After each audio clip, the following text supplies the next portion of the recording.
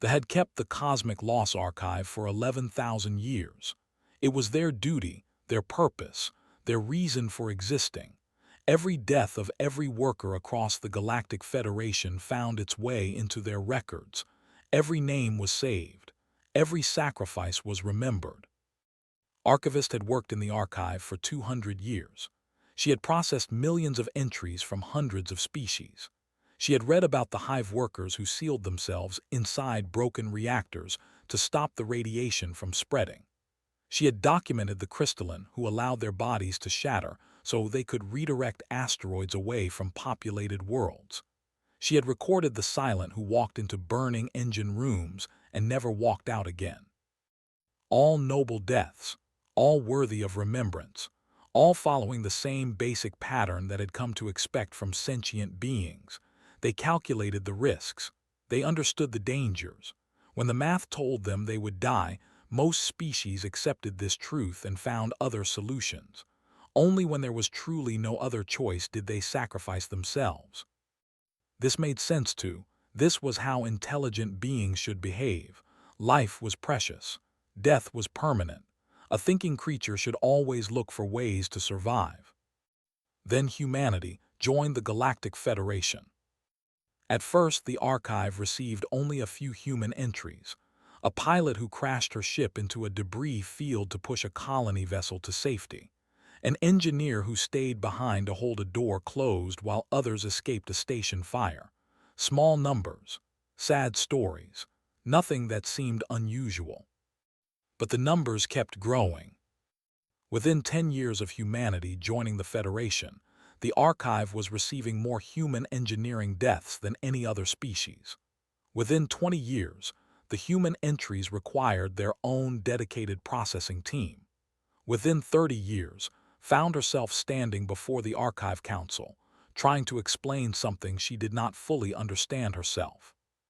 The council chamber was old and quiet. Soft blue light filtered down from crystal panels in the ceiling. The 7 council members sat in a half circle, their long gray robes pooling on the floor around them. They were the oldest and beings who had overseen the archive for centuries. Stood in the center of the room, data streams floated around her, showing numbers and charts and names. So many names. "The rate is impossible," she said. Her voice was steady, but her hands trembled slightly as she gestured at the data. Human engineers die repairing critical systems at a rate that is 12 times higher than any other species in the Federation. Council Elder leaned forward. His eyes were pale and clouded with age, but his mind was still sharp. "Are they poorly trained? Do they lack proper safety equipment?" "No," said. "Their training is excellent. Their equipment meets all Federation standards. In many cases, their safety protocols exceed the requirements." "Then they are careless," another council member said. "Young species often fail to properly assess danger." Shook her head. "They assess danger with perfect accuracy. That is what makes this so disturbing." She pulled up a specific data stream and expanded it so the council could see. "Look at this entry. The Relay Station 4 suffered a coolant system failure. The repair required someone to enter a compartment that was flooded with radiation. Human engineer David calculated the exposure rate.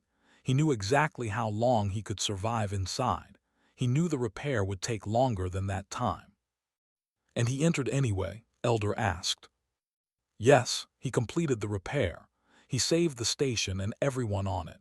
He died 14 hours later from radiation poisoning." The council members exchanged looks, could see they did not fully grasp what she was telling them. "Perhaps he miscalculated," one of them offered. "Humans are still new to space. Their understanding of radiation might be flawed." "He did not miscalculate," said. "His final report, recorded while he was inside the compartment, shows that he understood exactly what was happening to his body. He described his own cellular breakdown in clinical detail. He knew he was dying. He kept working anyway." Silence fell over the council chamber. The data streams flickered softly in the dim light.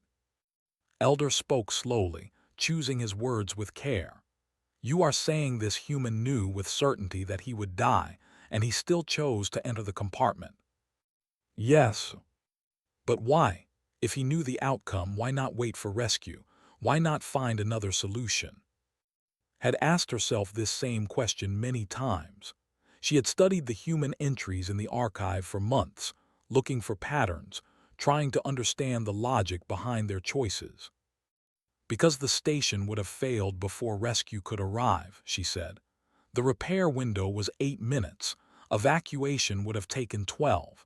If he had waited, everyone would have died. So he went in. One life to save many, another council member murmured. We have seen this before. It is rare but not unheard of. Yes, agreed. But this is where the human pattern becomes different. She pulled up more data, filling the chamber with streams of information. Names and dates and locations scrolled past in endless columns. This was not a unique event. This was not a rare act of extraordinary courage. This is what humans do, again and again and again. She began reading entries at random. Human engineer Sarah Vance, Station 7, entered a burning fuel processing center to manually close emergency valves. She knew the fire would kill her. She went anyway. 40 crew members survived. Human engineer mining platform Theta 12 climbed into a collapsing support structure to weld a critical joint. He was crushed when the structure failed. His weld held. The platform stayed intact. 300 miners survived. Human engineer colony ship Endless Dawn sealed herself in an airlock to repair a hull breach from the outside. Her suit failed. She froze to death in open space. Her patch held. 4,000 colonists reached their destination safely. Let the names wash over the council. Name after name. Death after death. Humans who knew they would die and went anyway. I have processed over 100,000 human engineering deaths in the past 10 years alone, she said. And the pattern is always the same. They calculate the danger. They understand the math. They know they will not survive. And then they go in anyway because the repair must be done and they are the ones who can do it. Elder's hands gripped the arms of his chair. His clouded eyes were wide with something that might have been fear. This is not rational behavior. No, agreed, it is not. Then what is it? What drives them to throw away their lives so easily? Had thought about this question for a long time. She had studied human history, human culture, human psychology. She had read their stories and their myths and their songs. And slowly she had begun to form an answer. They do not throw away their lives easily, she said. They value life greatly. That is why they act as they do. When a human engineer looks at a failing system and sees that people will die unless someone fixes it, they do not see a math problem. They see their friends. Sometimes total strangers, but always people. And for humans, the value of those lives outweighs the value of their own. But surely, a council member protested, surely their command structure prevents this. Surely their leaders do not allow such waste. Almost laughed. It was not a happy sound. Their commanders often go first, she said. Human leadership doctrine places the highest-ranking engineer closest to the danger. They believe that a leader should never ask their people to do something they would not do themselves. The council sat in stunned silence, looked at the data stream surrounding her, all those names, all those deaths, all those impossible choices made by impossible people. I requested this meeting because the archive is facing a crisis, she said. At our current rate, the human wing will exceed our storage capacity within 50 years. We need to expand. We need more processors, more archivists, more space. Elder nodded slowly. You will have what you need. Thank you, bowed her head. But I must warn you, I do not believe the rate will slow down. Humans are expanding throughout the Federation. They are taking positions on stations and ships and colonies everywhere. And wherever they go, they bring this with them, this willingness to die for others. She paused, looking at the council members one by one. We should prepare ourselves. The archive has never seen anything like humanity before, and I do not think we fully understand what we are dealing with." The meeting ended. The council members departed, remained alone in the chamber, surrounded by the names of the dead. She thought about David, dying slowly in a radiation-flooded compartment while he calmly described his own cellular breakdown. She thought about Sarah Vance, walking into fire because someone had to close those valves. She thought about freezing in the void of space while her hands finished a patch that would save 4,000 lives. Humans called them heroes, but that word seemed too small for what they were. Did not know what to call them.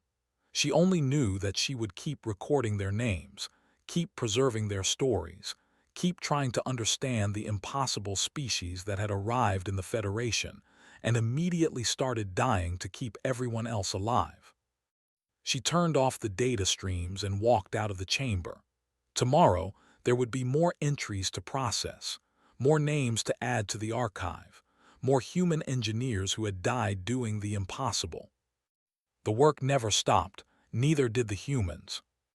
The most complete record in the human wing of the Cosmic Loss Archive belonged to Station 9, had read it 47 times. She returned to it again and again, drawn by something she could not name, a need to understand, a hunger to comprehend what had happened there and why. 9 was a deep space relay station, positioned at the edge of Federation territory. It served as a communications hub for 3 colony worlds and dozens of mining operations. Nearly 4,000 beings lived and worked on the station. And humans, all working together in the cold darkness between stars. The station was old but well-maintained. Its systems had run smoothly for over 2 centuries. There had been no warnings, no signs of trouble. And then, in the space of a single hour, everything went wrong. The coolant system failed catastrophically. A cascade of malfunctions spread through the station's thermal regulation network. Without coolant, the main reactor would overheat. Without the reactor, life support would fail. Without life support, 4,000 people would die. Chief Engineer Maya was eating dinner in her quarters when the alarm started screaming. She was 43 years old, a veteran of 12 deep space assignments. She had gray streaks in her black hair and laugh lines around her eyes. Her personnel file noted that she made excellent coffee, told terrible jokes, and had never failed to complete a repair. She was also the highest-ranking human engineer on the station, which meant that when disaster struck, she was the first one running toward it. The station's AI preserved everything that happened next, every communication, every sensor reading, every moment of what followed, had reviewed the records so many times that she knew them by heart. Maya reached the primary coolant junction in 4 minutes. 2 junior engineers were already there, human officers named, and they were young, barely out of training, their faces pale with fear as they stared at the readings on their tablets. "How bad?" Maya asked, her voice calm and steady. "Bad," said. He showed her the data. "The main coolant line has ruptured. The backup pumps are failing. We have maybe 30 minutes before the reactor hits critical temperature." Maya studied the readings. Her face was expressionless, but had learned to read human over her years of study. She saw the moment when Maya understood what the numbers meant. "The repair has to be done from inside the junction chamber," Maya said. It was not a question. "Yes," confirmed. "But the chamber is already flooded with radiation from the reactor backwash. Anyone who goes in there." She did not finish the sentence. She did not need to. Maya was silent for a moment. Then she handed her tablet too. "The repair needs to be done in 4 specific steps. I'm going to walk you through each one so you understand the process." Chief looked confused. "You're going to walk us through it?" "Yes. In case the station faces a similar failure in the future, it's important that you understand the procedure." His eyes went wide. "Chief, no, we can find another way, we can." Maya's voice was gentle but firm. "The repair window is about 12 minutes. Evacuation would take at least 20. If we don't fix this now, everyone on the station dies. Then let us go in together. We can split the work, reduce the exposure time. The chamber can only fit one person at a time, and I'm the most experienced engineer here. I have the best chance of completing the repair quickly. Was shaking his head. There has to be another option. There has to be something we're not seeing. Maya smiled. It was a sad smile, but also somehow peaceful. I've been an engineer for 20 years. I've run the calculations 100 times in my head since I saw those readings. There is no other option. There's just me and that chamber and a repair that needs to be done. She began explaining the procedure. Her voice was clear and methodical as she described each step: how to isolate the damaged section, how to bypass the failed pumps, how to reroute the coolant flow through secondary channels.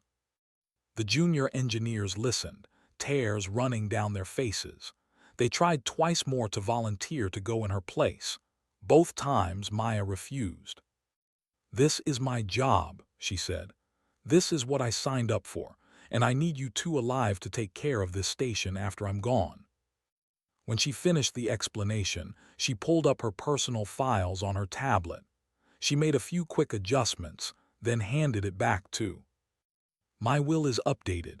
Everything goes to my sister except for the stuff in my locker. That's for the crew. And there's a wrapped present on the top shelf, purple box with stars on it. That's for your daughter's birthday next month. Don't let her open it early." His hands were shaking so badly he almost dropped the tablet. "Chief, please." Maya pulled him into a brief, tight hug. Then she did the same too. "You two are going to be excellent engineers," she said. "I'm proud of both of you. Now get back to the main control room and monitor my progress from there. And whatever happens, don't open that chamber door until I tell you the repair is complete." They left sobbing. Maya stood alone in front of the chamber door. The radiation warnings flashed red above the entrance. She opened a communication channel to the station's AI. "Start recording everything. Full documentation for the archive." "Recording," the AI confirmed. Maya took a deep breath. Then she opened the door and stepped inside. The radiation hit her immediately. Had read the medical reports. She knew what was happening to Maya's body from the moment she entered that chamber. The cellular damage beginning in her bone marrow, the breakdown of her DNA, the slow poisoning of every organ in her body. Maya knew it too, but she did not hesitate. She moved straight to the damaged coolant line and began working. "Coupling 1 is fused," she reported, her voice steady. "Going to manual override on the isolation valve." The AI recorded everything. Maya's voice, calm and professional, describing each step of the repair. The readings from her vital signs monitor, showing her body slowly failing. The radiation levels in the chamber, climbing higher with each passing minute. 5 minutes into the repair, Maya reported that her hands were starting to shake. She adjusted her grip and kept working. 7 minutes in, she noted that her vision was beginning to blur. She blinked hard, focused on the task, and kept working. 9 minutes in, she paused to vomit. Then she wiped her mouth, apologized to the recording for the interruption, and kept working. At 11 minutes, she reached the final step. The last coupling needed to be held in place while she welded it. Normally, this would require 2 people. Maya was alone, and her hands had stopped responding properly. She held the coupling in her teeth. Her jaw clenched tight around the metal. Then she picked up the welding torch with her one hand that still worked and made the final seal. "Repair complete," she reported. Her voice was slurred now, her words difficult to understand. "Coolant flow restored, reactor temperature dropping." The station was saved. 4,000 beings would live. Maya slumped against the chamber wall. Her breathing was ragged and wet. The radiation had destroyed her lungs. "Recording final notes," she said, "for the archive." She spoke for another 3 minutes. She thanked her crew. She asked her sister to forgive her for not coming home. She made a joke about finally having an excuse to skip the monthly safety meetings. Her last words were an apology. "Sorry I couldn't finish the secondary diagnostic. Someone should check on that when they get a chance." Then she was quiet. The AI continued recording for another 40 minutes until all vital signs had ceased. Had read this record 47 times. She had watched the sensor data showing Maya's body failing piece by piece. She had listened to Maya's voice, calm and professional even as she died, describing her own cellular breakdown with clinical detachment. And she had read the follow-up reports, the ones that haunted her almost as much as Maya's death. And the junior engineers requested transfers to high-risk postings within 1 month of Maya's death. Their transfer applications were almost identical. Both cited the same reason for wanting dangerous assignments. "She'd expect us to." They went on to have long careers, eventually became a chief engineer himself. He died 12 years later repairing a reactor breach on a colony ship. He saved 800 people. Served for 23 years before she retired. She trained hundreds of young engineers. Every one of them knew Maya's story by heart. Every one of them understood what it meant to be a human engineer. And the archive kept growing. Closed the 9 file and stared at the empty data screen in front of her. She was alone in her office, surrounded by the soft hum of the archive's processors. Millions of names stored in crystal memory cores. Millions of stories waiting to be told. She thought about Maya holding that coupling in her teeth. She thought about the calm in Maya's voice as she apologized for not finishing the secondary diagnostic. She thought about, and carrying their chief's legacy forward into danger after danger after danger. Humans called this tradition. They called it honor. They called it duty. Called it something else. She called it the weight of names. Every human engineer knew the names of those who came before. Every human engineer understood that someday their own name might be added to the archive. And every human engineer accepted this truth and kept working anyway. Because someone had to. Because the math said people would die. Because humans had decided, somewhere in their strange and stubborn hearts, that they would not let the math win. Returned to her work. There were more entries to process, more names to preserve, more impossible stories to record. The archive waited, patient and eternal. And somewhere out in the black, human engineers were already writing new chapters. 50 years had passed since first addressed the Archive Council about humanity. 50 years of names and deaths and impossible acts of courage. 50 years of trying to understand a species that all logic, all reason, all sense of self-preservation was old now. Her hands trembled when she worked. Her eyes needed enhancement lenses to read the data streams. But she had not retired. She could not retire. The work was too important, and she had become the Federation's leading expert on human sacrifice patterns. That was what the academic journals called it. Human sacrifice patterns, as if there was something predictable about the way humans threw themselves into death. There was not. Every case was different. Every story was unique. But underneath all the variation had finally found the common thread, the thing that connected David and Maya and the thousands of others who had died to save strangers. She stood before the Archive Council one last time.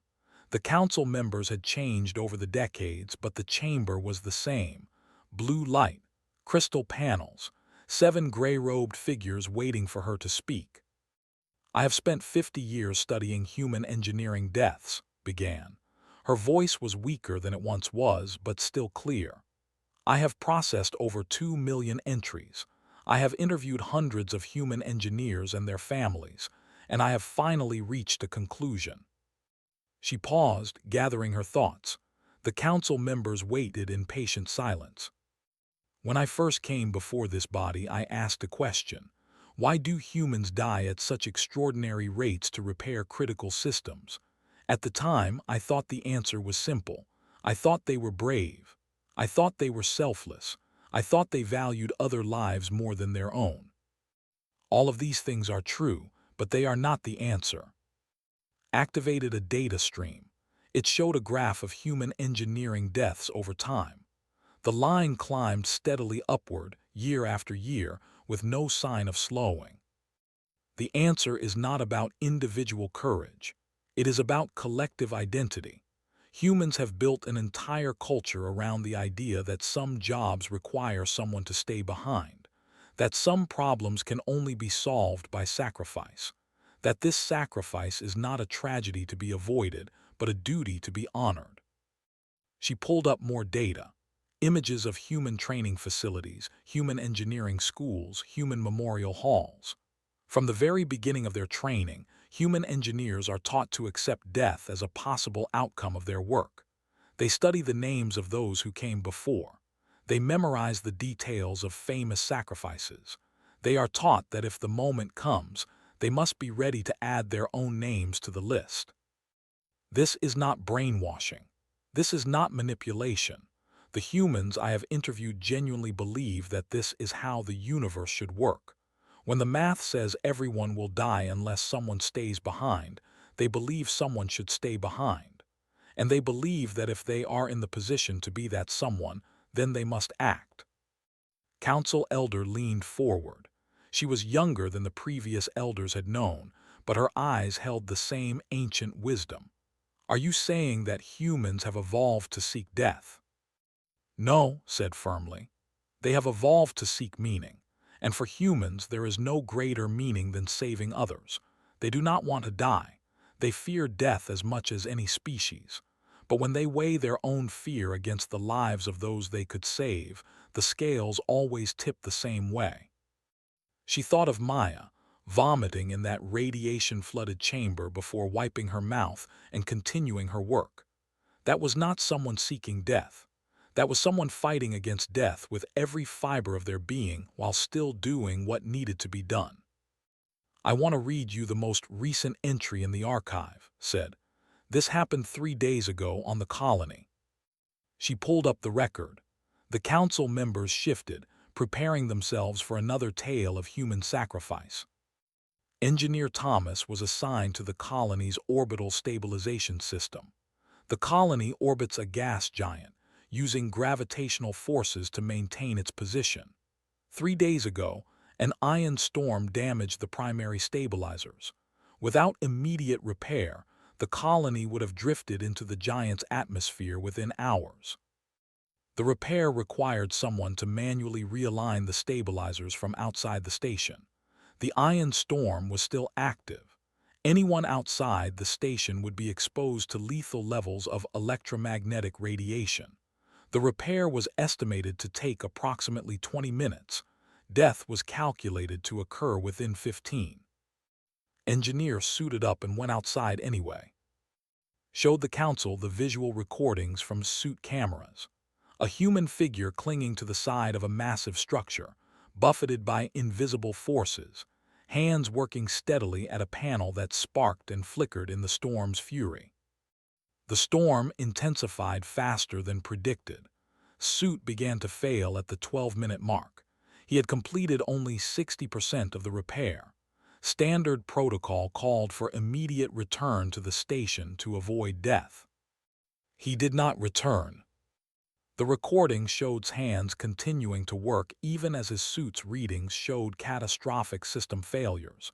His body was being cooked by radiation. His nervous system was shutting down, but his hands kept moving. At 18 minutes completed the repair. The stabilizers came back online. The colony was saved. 60,000 people who would have died are alive today because of what he did. Paused the recording on the final frame. His face was visible through his helmet, twisted with pain but also something else, something like peace. His final recorded words were transmitted to his children on a colony in another system. She played the audio. Through the static and interference, Thomas's voice emerged, weak but clear. Tell my kids their dad was stubborn as hell and twice as loud. The council chamber was silent. The recording ended. stood alone in the blue light, surrounded by the memory of a man who had chosen to finish his work even when every calculation said he should stop. "I have studied humans for 50 years," she said, "and I finally understand what I have been witnessing. It is not heroism, although heroes are part of it. It is not duty, although duty drives them forward. It is something older and deeper than either of those things. It is a promise that humans make to each other, passed down through generations, renewed with every sacrifice. The promise says this: we will not leave you behind. We will not abandon you to the darkness. If someone must stay behind to keep you safe, we will stay. And if we die doing it, we will die knowing that our deaths meant something." She looked at the council members, one by one. "This is what the archive has been recording for 50 years. Not just deaths, not just sacrifices. We have been recording the evidence of a promise kept, again and again, across every corner of the Federation." Elder spoke softly. "What do you want us to do with this knowledge?" Smiled. It was the smile of someone who had finally found the answer to a question that had haunted them for decades. "I want us to share it. Every species in the Federation should know what humans are, not because they are dangerous, although they can be, not because they are unusual, although they certainly are, but because they represent something that we all need. Hope." She gestured at the data stream surrounding her. All those names, all those deaths, all those impossible acts of love disguised as duty. "When I look at these records, I do not see tragedy. I see proof that the universe is not as cold as we sometimes believe. I see evidence that some beings will always choose to stand between the darkness and those who cannot protect themselves. I see a promise that we are not alone, even in the worst moments of existence." The archive was created to ensure that no sacrifice was forgotten, but I believe its true purpose is something greater. We are not just preserving memory, we are preserving hope. Hope that when the systems fail and the numbers add up to death, someone will step forward anyway. Someone will say, "I will go, I will fix this, I will save you even if it costs me everything." Humans have given us that hope. 2 million times and counting, they have shown us what it means to refuse the math. And for that, we owe them more than just entries in a database. We owe them recognition. We owe them respect. We owe them the understanding that what they do is not madness, but the expression of love that a species can offer to the universe.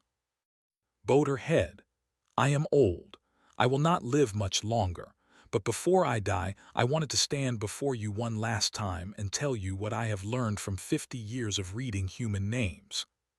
She lifted her head and met the council's eyes. "They do not stop. No matter how bad the odds, no matter how certain the death, no matter how easy it would be to walk away and let someone else make the sacrifice. They do not stop. And as long as they do not stop, the rest of us can believe that maybe, just maybe, the universe is worth saving after all." The council chamber fell silent. The data streams flickered softly in the blue light, and somewhere in the endless depths of the archive, 2 million names waited in crystal memory. Not just remembered, honored. Walked out of the chamber for the last time. Behind her, the council remained seated, staring at the empty space where she had stood.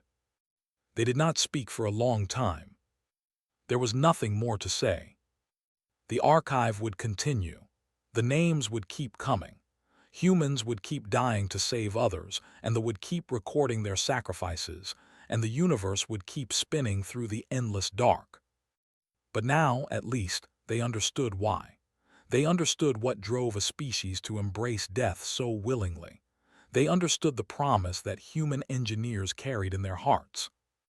And somewhere out in the black, in failing stations and burning ships and collapsing structures, human engineers were already proving that promise true. Again, and again, and again. For the archive, for the names, for everyone who would never know that a stranger died to keep them safe. This was what humans did. This was who they were. And the universe was better for having them in it.